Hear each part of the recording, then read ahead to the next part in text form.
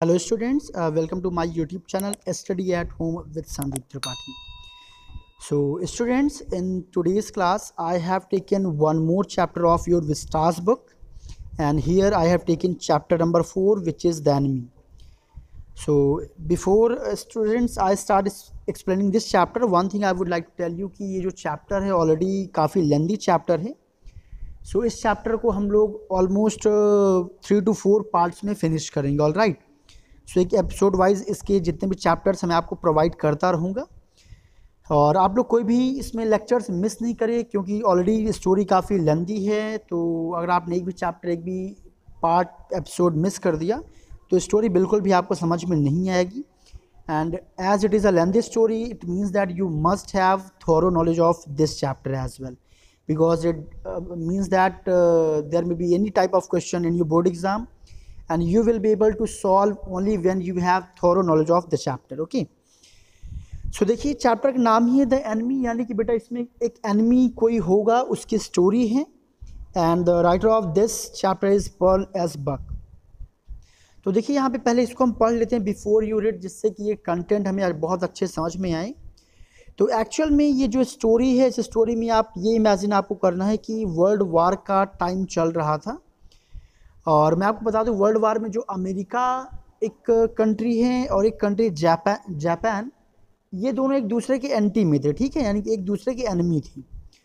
सो हुआ कि एक्चुअली कि एक अमेरिकन जो था प्रिजनर था ऑफ वार यानी युद्ध टाइम का, वो हुआ कि वॉज अशोर, यानी कि वो पानी से, समुद्रों के पानी के थ्रू बह करके डाइंग स्टेट, यानी कि मृत्यु वाली हालत में, यानी कि वो मरा हुआ नहीं था पर उसकी हालत बहुत ज़्यादा गंभीर थी. उस हालत में जो है वो कहाँ पहुँचा था, किनारे में आप पहुँचा था. और कहाँ, found at the door step of Japanese doctor, एक जापानीज़ डॉक्टर के दरवाजे पर वो बह करके आ गया था. अब चूँकि वो जो व्यक्ति था वो एक अमेरिकन था, फाइन, और वो कहाँ बह के आ गया था, जापानीज़ डॉक्टर के जो है दरवाजे पे आ गया था. सो अब कहानी यहाँ पे मैटर ये है कि should he save him as a doctor, उसे क्या एक डॉक्टर का जो कि फ़र्ज होता है कि अगर कोई घायल है, कोई बीमार है तो उसको ठीक करना, उसको बचाना, उसकी लाइफ को. अब वहाँ पे वो डॉक्टर उस व्यक्ति को बचाएगा, या फिर hand him over to the army as a patriot, या फिर एक देशभक्त की तरीके क्या करेगा, उसे पैट्रियट्स को, या एक पैट्रियट देशभक्त की तरीके वो आर्मी को क्या करेगा, उसे सौंप देगा. सो एवरीवन, इसमें आपको समझने का, अगर आप उसकी जगह भी होते तो आप क्या करते, ये भी मुझे आप कमेंट बॉक्स में कमेंट करके बताइए कि अगर कोई भी दुश्मन, आप एक डॉक्टर हैं, कोई भी दुश्मन जो है आपके गेट पे, आपके दरवाजे पे आता है गंभीर अवस्था में, घायल अवस्था में, बीमार अवस्था में, तो आप क्या करेंगे. ओके, सो चलिए कहानी स्टार्ट करते हैं. तो देखिए कहानी पहले स्टार्ट होगी, जो डॉक्टर है, डॉक्टर का नाम है that is Sadao. Few of you may say that Sadao, but is in English its pronunciation will be Sadao. Okay, so Sadao की पहले कहानी स्टार्ट होती है कि जो डॉक्टर सडाओ हैं, doctor Sadao's Hoki's house was build on a spot of the Japanese coast. So Sadao Hoki का जो घर है वो बना हुआ था कहाँ पे, एक जापानीज कोस्ट, यानी जापान के कोस्ट, समुद्र के किनारे पे बना हुआ था. ठीक है, तो सडाओ का घर कहाँ पे था, समुद्र के किनारे, बीच पे बना हुआ था, यानी कि उससे थोड़ी दूर पे. Whereas little boy he had often played, जहाँ पर वो, जब वो छोटा बच्चा था, वो अक्सर खेला करता था. The low square stone house, वो जो छोटा सा जो स्क्वायर स्टोन, पत्थर का बना हुआ जो चौकोर सा जो घर था, was set upon rocks, वो किस पे सिचुएटेड था, रॉक्स, चट्टानों पे सिचुएटेड था. well above narrow beach, जो वहाँ का जो बीच था, जो किनारा था समुद्र का, उस जो साकरा सा जो किनारा था, ठीक उसी के ऊपर जो चट्टान थी, वहाँ पे उनका घर बना हुआ था. That was outlined with bent pines, और वो जो जगह थी वो किससे घिरी हुई थी, पाइन के वृक्षों से घिरी हुई थी, यानी वहाँ पे पाइन के वृक्ष भी थी. एज अ बॉय, जब जो है सडाओ एक बच्चा था, एक लड़का था, हैड क्लाइंब द पाइन्स, वो पेड़ों पे जो है, पाइन्स के पेड़ों पे चढ़ा करता था. Supporting himself on his bare feet, अपने नंगे पाँव से सपोर्ट करते हुए पेड़ों पर चढ़ा करता था. एज, जैसा कि he had seen man do in South Seas, जैसा कि उसने देखा था साउथ सीज, साउथ के लोगों को करते हुए देखा था, वैसा ही उस पाइन के पेड़ों पे चढ़ा करता था. When they climbed for coconuts, जब वो साउथ के जो लोग जब कोकोनट्स पे चढ़ा करते थे, जिनको उसने देखा हुआ था कि वो लोग कैसे चढ़ते हैं, तो उसी फॉर्मेट में वो किसके पेड़ पे चढ़ता है, वो वहाँ के पाइन्स के पेड़ पे चढ़ता है। हिज फादर, जो उनके पिताजी थे, had taken him often to the island of those seas, उनके पिता जो थे यानी सडाओ के जो फादर थे, अक्सर जो है सडाओ को वहाँ के समुद्रों के जो आइलैंड होते थे वहाँ पे ले जाया करते थे। And never had he failed to say to the little brave boy at his side, और अपनी तरफ से वो उस बहादुर बच्चे को कभी यह कहने में असफल नहीं होते थे, यानी कि एक कोई बात थी जो हमेशा वो कहते थे, वो उस वाक्य को वो कहना भूला नहीं करते थे। वो उसके पिता जो है सडाओ से क्या कहते थे, दोज आइलैंड्स यॉन्डर, देखो वहाँ पे जो आइलैंड है, किसी आइलैंड की तरफ वो इशारा करते हुए उनके पिता कहते थे, क्या कहते थे कि they are the stepping stones for the future for Japan, कि वो जापान के लिए क्या है, भविष्य की सीढ़ियाँ हैं, कि वो सीढ़ियाँ जो है क्या है, जापान की भविष्य है, यानी कि उसमें हो सकता है जापान का भविष्य छिपा था, इसीलिए जो है उनके फादर ऐसा बोलते थे। अब जब उनके फादर ऐसा बोलते थे तो इस पर सडाओ क्या पूछता कि where shall we step from them, पिताजी उस स्टेप से वो जो सीढ़ियाँ वहाँ दिखाई दे रही, वो जो सीढ़ियाँ जो आगे वो जो आप जिस आइलैंड की आप बात कर रही हैं, वो किस प्रकार से जापान के लिए भविष्य साबित होगा, सुनहरा भविष्य साबित होगा, यानी कि वो जापान को कहाँ, वेयर, कहाँ ले जाएगा। सडाओ आस्क्ड सीरियसली, इस प्रश्न को सडाओ ने काफ़ी सीरियस वे में पूछा। इस पर पिताजी का आंसर आता हु नोज, कौन जानता है, वो कहते कौन जानता कि ये जो हमें कहाँ ले जाएगा। हिज फादर हैड आंसर्ड, उनके पिताजी ने क्या किया, ये उत्तर दिया, who can not limit our future, कोई भी हमारे फ्यूचर को लिमिटेड नहीं कर सकता है, क्यों, क्योंकि it depends on what we make it, क्योंकि ये इस बात पर निर्भर करता है कि हम इसको कैसे बेहतर बनाती हैं। Now Sadao had taken this into mind as he did everything his father said, अब सडाओ ने इस बात को अपने दिमाग में बिल्कुल उसी तरह से फिक्स कर लिया जैसे कि वो अपने पिताजी की सारी बातों को फिक्स कर लिया करता था, मतलब कि उसके फादर उसको जो भी चीज़ एडवाइस करते उसको डीपली अपने माइंड में सेट करता था, उसको अवॉइड नहीं करता था। His father who never joked और प्लेड विथ हिम, उसके पिता जो उसके साथ जिन्होंने ना कभी कोई मजाक किया ना कभी कोई खेल खेला, but who spent infinite pain upon him, लेकिन उन्होंने उसके लिए एक अनंत मतलब कि पेन, दर्द सहा है। Who was his only son, जो कि उनका केवल इकलौता बेटा था, यानी कि सडाओ अपने पिताजी का इकलौता बेटा था, और इनके पिताजी ने अपने बेटे के लिए बहुत सारे जो है पेन, दर्द लाइफ में बियर उन्होंने किया था।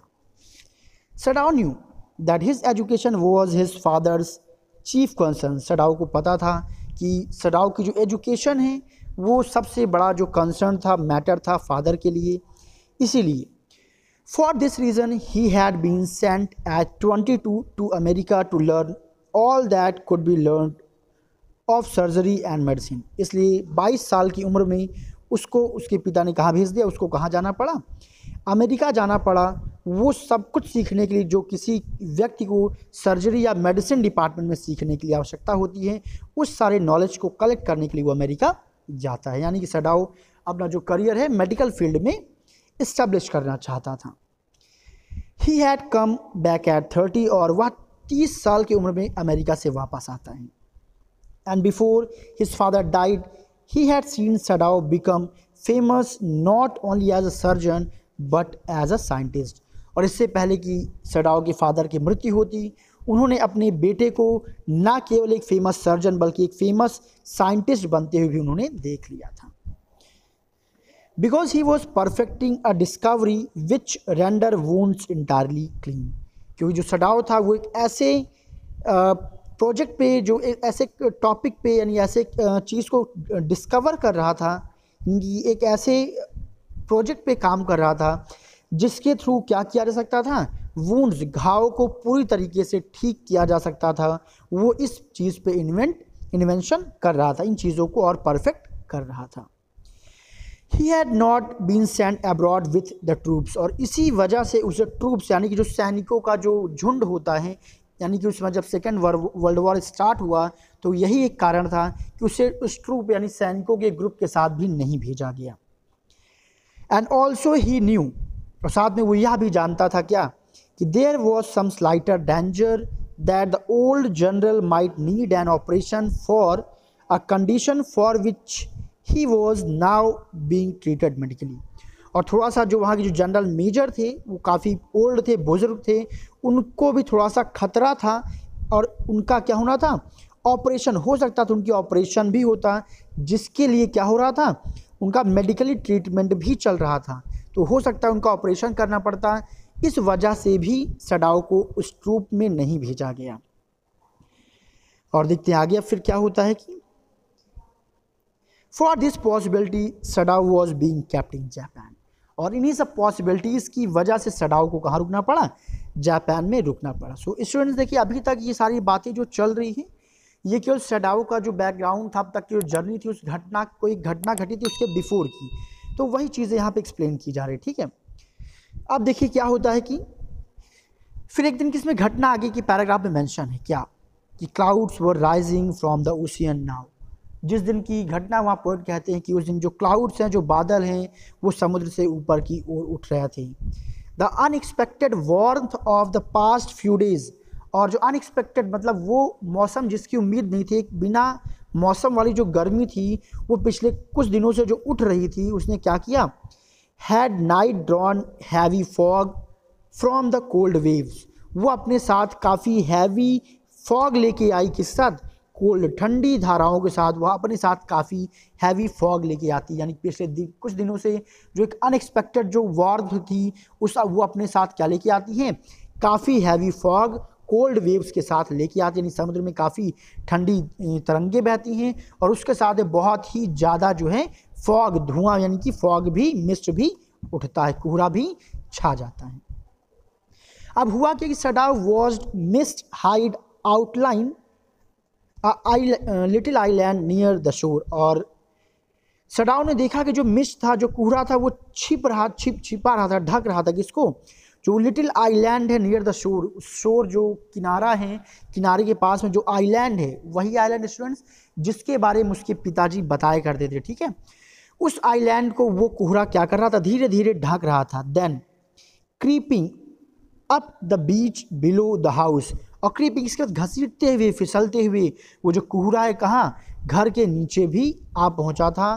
रथिंग अराउंड द पाइन्स, और वो फिर पाइन्स जो पेड़, जो पाइन के जो पेड़ वहाँ पे लगे थे, उनसे वो चिपकते हुए क्या हो रहा था, in a few minutes fog would be wrapped about the house too, और वो सोचता है कि हो सकता है कुछ देर में क्या हो जाएगा, ये जो फॉग है उसके घर के अंदर भी आ जाएगा, वो कोहरा जो है उसके घर के अंदर भी आ जाएगा, यानी कि उसके घर को भी ढक लेगा। Then he would go into the room where Hana his wife would be waiting for him with 2 children, और इसके बाद वो सोचता है कि जब ऐसी सिचुएशन बनेगी तो वो क्या होगा कि वो अंदर जाएगा जहाँ पे उसकी वाइफ हाना अपने 2 बच्चों के साथ उसका यानी कि सडाओ का इंतज़ार कर रही होगी। ये सारी बात वो केवल इमेजिन कर रहा था कि तभी क्या होता है कि but at this moment the door open, तभी जो घर का जो दरवाज़ा होता है जहाँ पे खड़ा हुआ होता है सडाओ, सोच रहा होता है, तभी दरवाज़ा खुल जाता है। फिर क्या होता है, शी यानी कि इस समय उसकी कौन आ जाती है, वाइफ आ जाती है। ठीक है, दरवाज़ा खोलने के बाद सो शी लुक्ड आउट, उसकी वाइफ जो है बाहर देखती है, a dark blue woollen hovering over her kimono. अब देखिए यहाँ पे स्टूडेंट जो जापानीज़ आपने आई होप कपड़ा देखा होगा, सो लूज सा जो एक कपड़ा होता पहनते हैं, एक फ्रॉक टाइप, उसे कैमोनो बोलते हैं, उसके ऊपर कुछ कवरिंग सा कुछ ढक लेना, लाइक फ्रॉक टाइप में, कुछ कोटी टाइप में आप कह सकते हैं। तो वुलन कोटी जैसा वो पहनी हुई अपने कीमोनो के ऊपर जो है वो बाहर आती है, जो कि डार्क ब्लू कलर का था। ये यानी उसका अपीयरेंस यहाँ पे बताया जाता है। ठीक है, फिर क्या होता है कि she came to him affectionately, अब वो जो वाइफ हाना है अपने हस्बैंड यानी कि सडाओ के पास अफेक्शनेटली यानी कि बहुत प्यार पूर्वक उसके पास आती है। Put her arms through his, और अपने आर्म्स को उसके ऊपर ले जाती है, एज ही स्टूड, जहाँ पे वो खड़ा था। स्माइल्ड, मुस्कुराती है, एंड सेड नथिंग, लेकिन वो सडाओ से कुछ कहती नहीं है।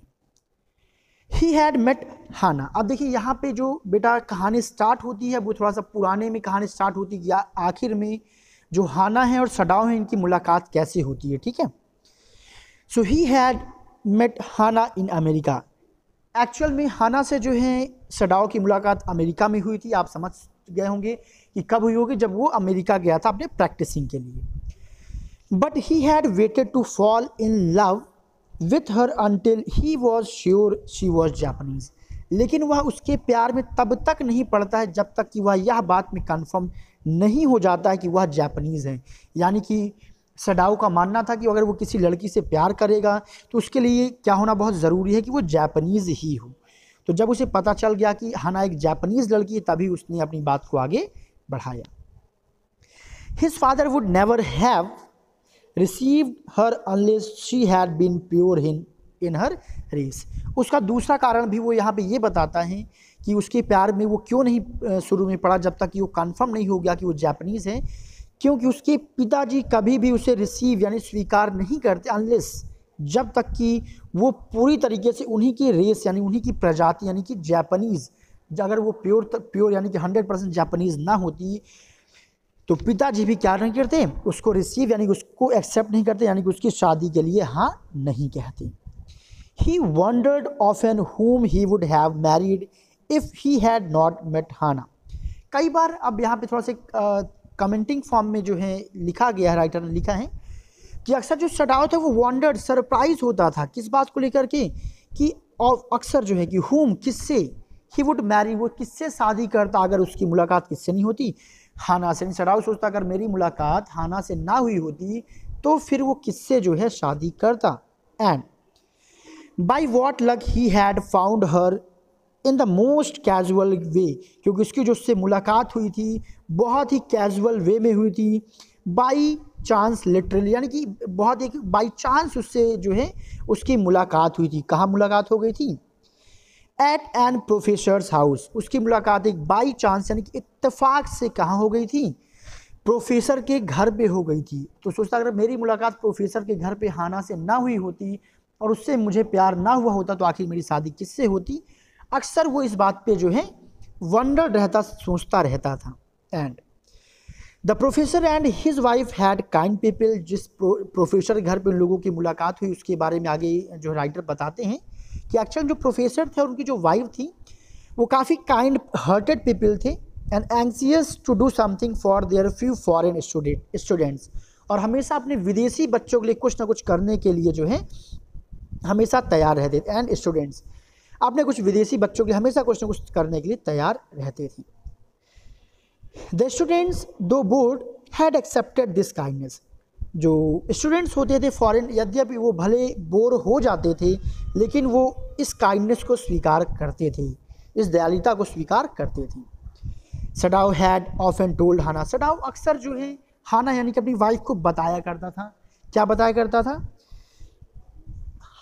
How nearly he had not gone to professor Harley's house that night. देखिए यहाँ पे लिखा है कि how nearly he had not gone.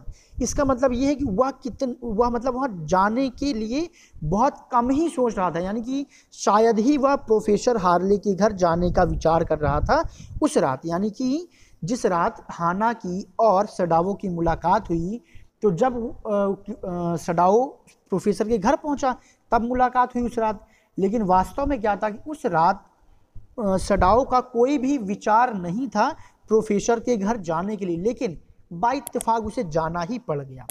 The rooms, कमरे। अब आगे हम देखते हैं कि आगे की स्टोरी में क्या। सो स्टूडेंट्स आई होप यहाँ तक आपको समझ में आया होगा। So now we are on the next page. Students story थोड़ी सी लेंदी है तो आई विल ट्राई कि हर एक वीडियो अप्रॉक्स 30-35-40 मिनट्स का मैं दूँ, जिससे कि 3 से 4 वीडियो में जो है ये चैप्टर आपका फिनिश हो जाए।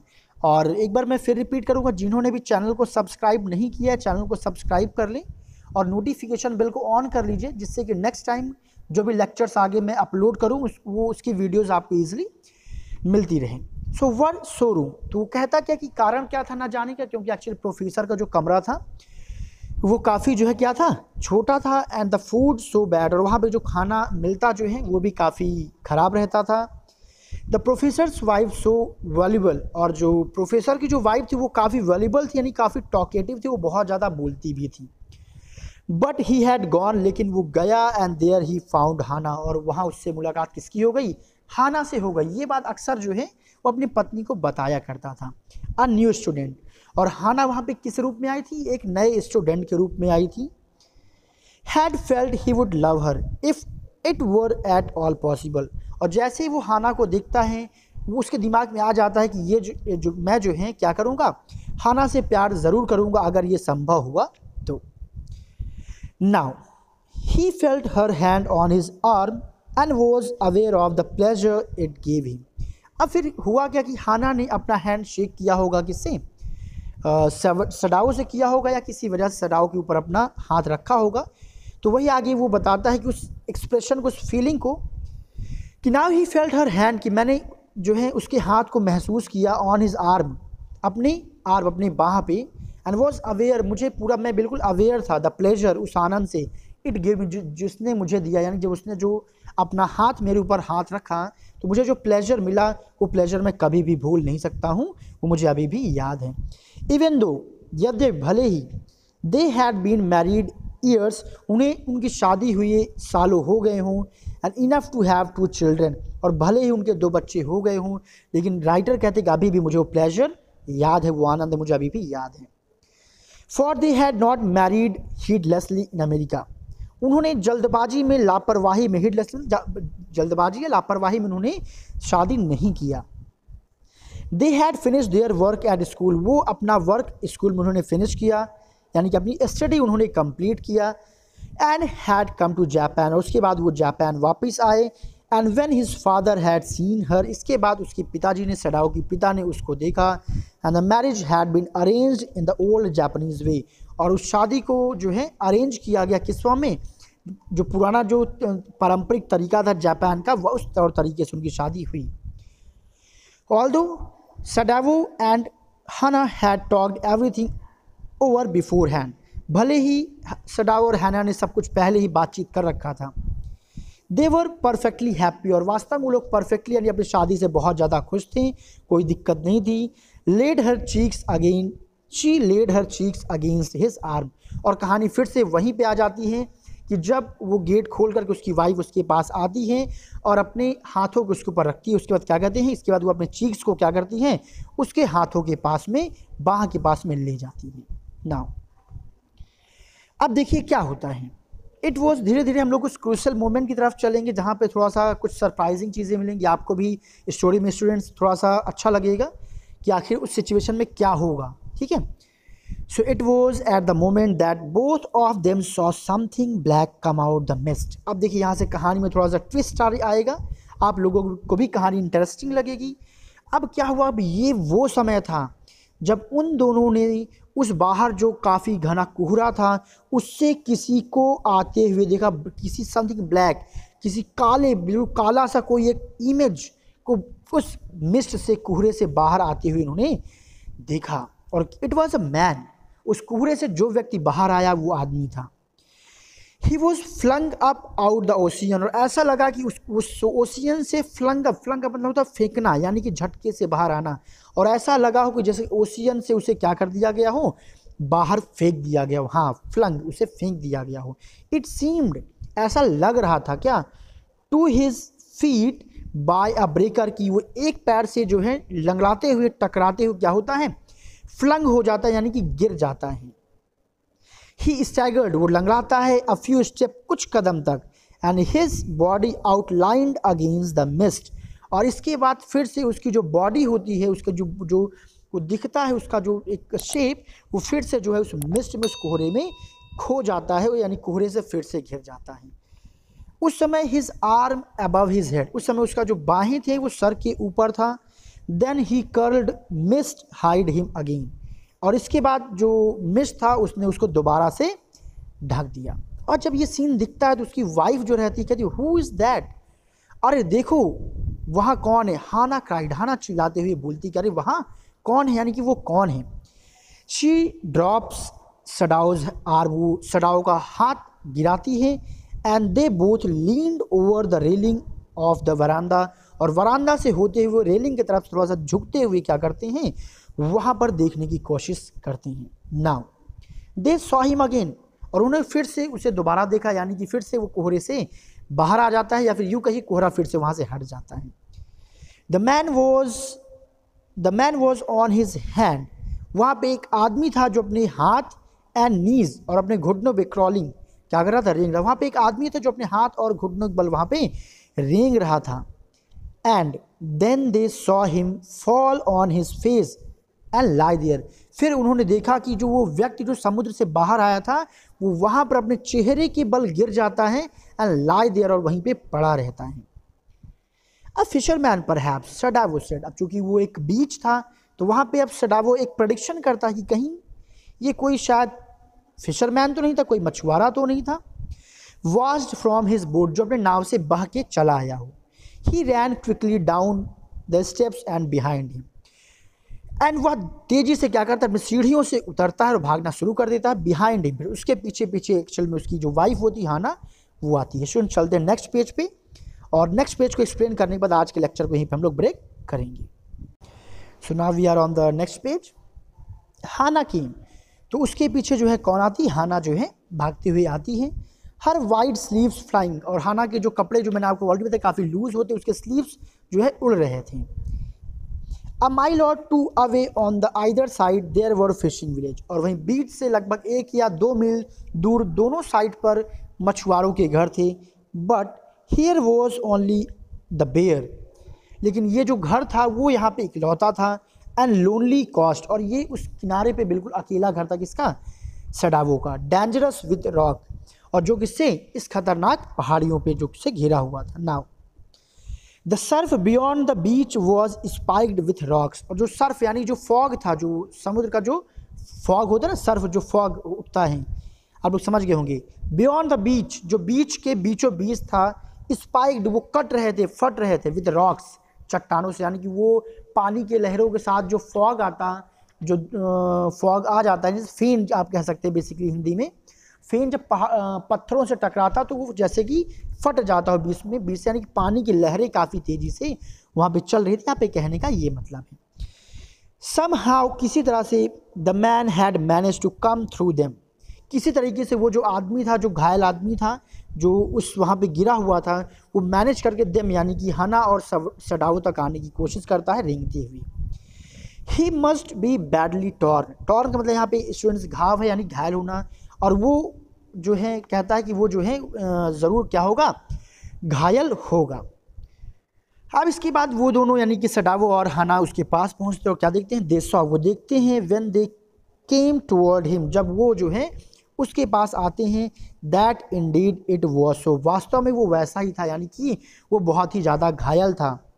The sand on one side of him had already a stain of red soaking through, so sand, उसके एक साइड में जो सैंड जो मिट्टी थी वो पहले ही उसमें स्टेन धब्बे लगे हुए थे रेड कलर के, जो सोखा हुआ था, उस वहाँ की मिट्टी ने लाल रंग का धब्बा पहले ही सोखा हुआ था।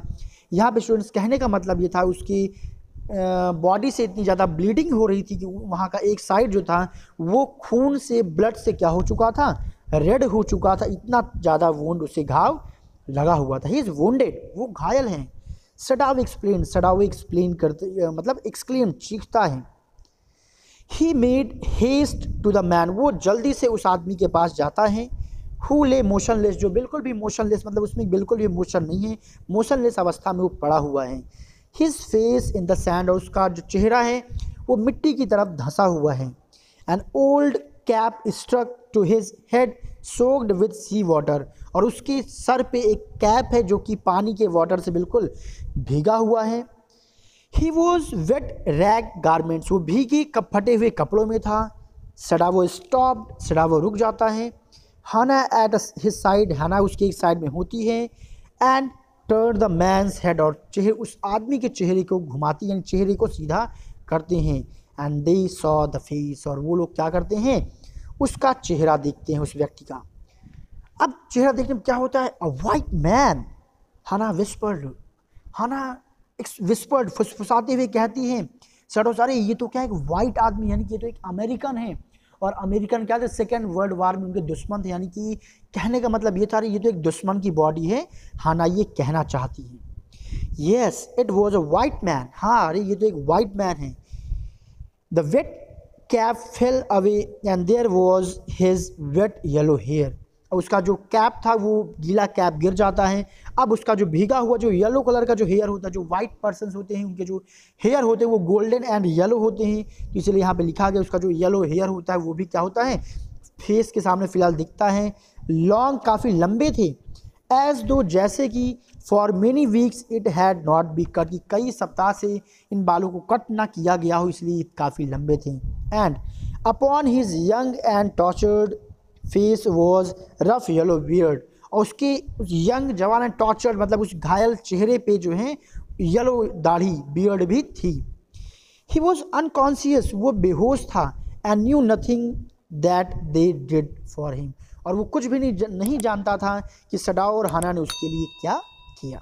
Now Sadao remember the wound, Sadao को जो है उस घाव के बारे में याद आता है, यानी कि घाव कहाँ लगा है यहाँ पे, ये मतलब वो घाव को ढूंढने की कोशिश करता है। रिमेंबर, उसे घाव के बारे में याद आता है आखिर घाव कहाँ है।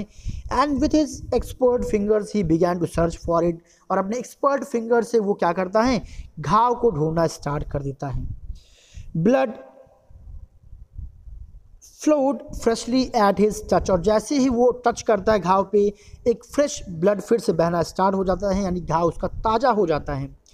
On the right side of his lower back, उसके पीठ के राइट साइड में पीठ के निचले हिस्से पे क्या था, घाव था। Sadao saw the gun wound had been reopened, उसने देखा क्या कि किसी बंदूक का जो है एक घाव था जो कि क्या हुआ था, रीओपेंड हो गया था, यानी कि उसके ऊपर किसी ने क्या किया था, गोली से गोली चलाया था।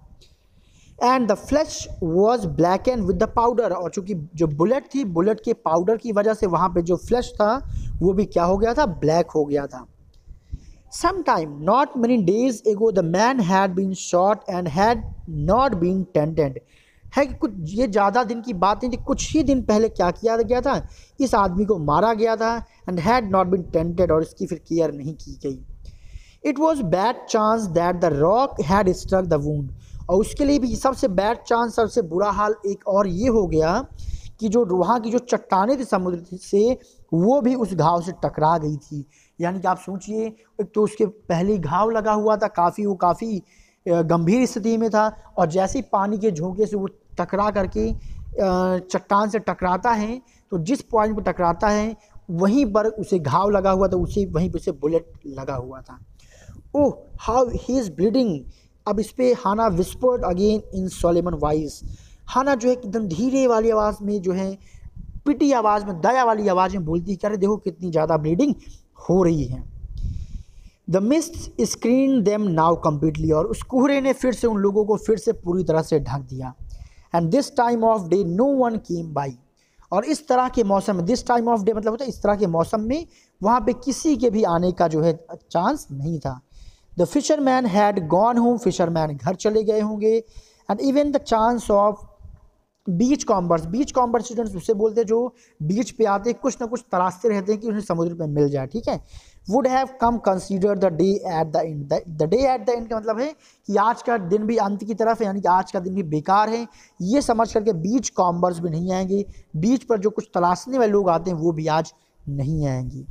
Now what shall we do with this man, हमें इस आदमी के साथ क्या करना चाहिए। शडावो मटर, शडावो जो है धीरे से मटर यानी कि विस्परिंग करता, धीरे से फुसफुसाता है अपनी वाइफ से, ये बोल रहा होता है। But his trained hand seemed of their own will to be doing what they could to snatch the fearful bleeding, लेकिन जो जब ये बोल रहा था उसी समय जो उसके हाथ थे वो अपना काम, देखिए सीम्ड, उसके जो हाथ थे सीम्ड दिखाई दे रहे थे, प्रतीत हो रहे थे, देयर ओन विल अपने इच्छा से, टू बी डूइंग करते हुए, दे कुड तो उसके जो हाथ थे वो सब कुछ कर रहे थे जिससे कि वो क्या कर सकें, स्नैच कर सके, छीन सके, क्या छीन सकें, उस फियरफुल ब्लीडिंग को, जो बहुत ही खतरनाक ब्लीडिंग हो रही थी। यहाँ पे स्नैच का मतलब स्टूडेंट्स यहाँ पे ये होगा, उसे स्नैच यानी दर्द को ख़त्म करना, ब्लीडिंग को ख़त्म करना यानी कि ब्लीडिंग को रोकना यानी कि ट्रीटमेंट करना, ठीक है। तो वो भले ही ये बात कर रहा था मुझे इसमें क्या करना चाहिए, लेकिन उस समय उसका हाथ अपने आप वो सारे काम कर रहे थे जो इस डरावने जो ब्लीडिंग हो रही थी इसको रोकने के लिए जो कुछ भी वो कर सकते थे। एंड ही पैक्ड, सो आगे कहानी देखते हैं स्टूडेंट्स क्या होती है, अब उसे बचाता है कि नहीं बचाता है, क्या कहानी होगी, इसको हम लोग डिस्कस करेंगे नेक्स्ट एपिसोड में। एंड आई होप ये वीडियो आपको यहाँ तक समझ में आया होगा। और अगर आपको ना समझ में तो 1 से 2 बार वीडियो को देख लेंगे तो आई होप डेफिनेटली आपको समझ में आ जाएगा। स्टूडेंट्स, कभी भी आप खाली बैठिए, फ्री टाइम में बैठिए, सिंपली आप वीडियो को प्ले करके बस आप सुनते रहिए, क्योंकि इंग्लिश लिटरेचर में आपको ज़्यादा वर्क नहीं करना है। बस जितने भी चैप्टर्स मैं एक्सप्लेन करता चलूँ, धीरे धीरे मैं आपको इसलिए वीडियोस दे रहा हूँ कि इकट्ठे से आपको बहुत ज़्यादा प्रेशर ना आ जाए। तो जब कभी भी आप फ्री टाइम आपको मिल जाए, सिंपली आप ईयरफोन लगा के स्टोरी आप सुनते जाएं। ऐसे धीरे धीरे करके ऑटोमेटिकली आपकी इंग्लिश लिटरेचर फिनिश हो जाएगा और आपको पता भी नहीं चलेगा।